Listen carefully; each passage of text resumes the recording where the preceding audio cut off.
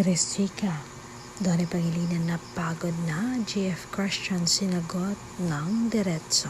Sa usapin ngayon sa social media naging payag ni Donnie Pangilinan matapos aminin na tila napapagod siyang magpaliwanag kung bakit hanggang ngayon ay hindi pa niya inaamin kung sinong girlfriend. Sa dami ng taon sa industriya, hindi na bago kay Donnie ang mga tanong tungkol sa kanyang love life. Pero sa bawat interview at guesting, isa pa rin ito sa mga madalas itanong ng publiko. Kaya naman marami ang nakaka-relate sa kanyang naging reaksyon tungkol sa paulit-ulit na usaping ito.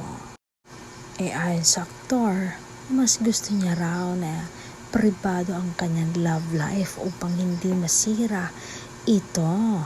Pinaka-ingat-ingatan niya raw ito dahil ang babaeng iniibig niya ngayon ay ang gusto niyang pakasalan soon. At marami nga ang humanga sa pagiging totoo at prangka ni Donnie sa pagsagot sa mga tanong tungkol sa kanyang personal na buhay.